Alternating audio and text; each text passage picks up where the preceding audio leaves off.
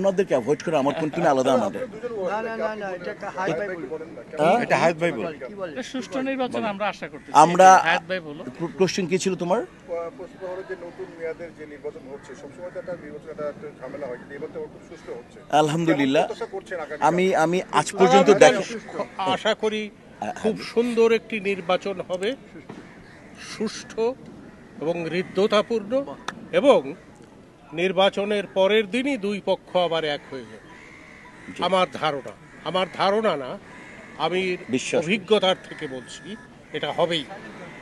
এই দ্বিধা বিভক্তি যে ছিল শিল্পী সমিতির মধ্যে, শিল্পীদের মধ্যে, সেই দ্বিধা বিভক্তি এখন আর নাই। আমি দূর করে দিচ্ছি। বাদল ভাই বলেন কিছু বলে তাতে অনুভূতি করো। ঠিক আছে, একটা কথা আবারও রিপিট করেন, সমস্ত নিরাপত্তার আপনি দায়িত্ব বলেন। MD।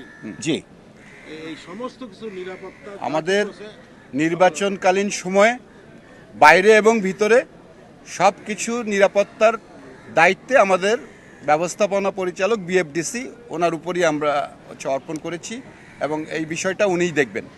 কিন্তু এই যে আপনারা বলেন সংবাদ মাধ্যম যারা আছে তাদের জন্য আলাদা কোনো বাসের ব্যবস্থা থাকতেছে না, যারা হচ্ছে ন্যাশনাল মানে গণমাধ্যম তারা শুধুমাত্র হচ্ছে কাজ করতে পারবে এখানে, কিন্তু সেক্ষেত্রে দেখা গেল তো বিশৃঙ্খলা হওয়ার সম্ভাবনা আছে। আমরা বলেছি তথ্য মন্ত্রণালয়ে যারা রিকগনাইজড, যাদের এনলিস্টমেন্ট আছে তথ্য মন্ত্রণালয়, সেইখানে সেই লিস্ট আমাদের কাছে আছে, সেই লিস্ট আইন শৃঙ্খলা বাহিনীর হাতে আছে। তারা দেখে সেই প্রতিষ্ঠানের আইডি কার্ড দিয়ে সেই সংবাদকর্মী তারা ঢুকবেন, এবং সেই লিস্ট ওইখানে ওনারা চেক করে ঢুকাবেন।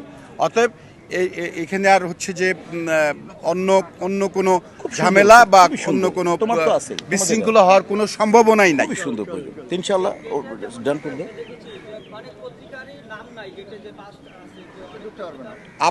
আপনাদের নিবন্ধিত আছে, পত্রিকা কি নিবন্ধিত আছে?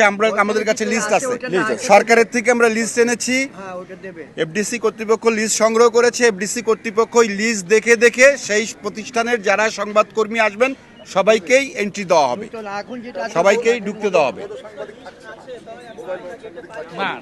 আমরা সেটা বলবো না, ওটা আইন শৃঙ্খলা যেভাবে তাদেরকে দেওয়া হয়েছে তারা সেটাই দেখবে।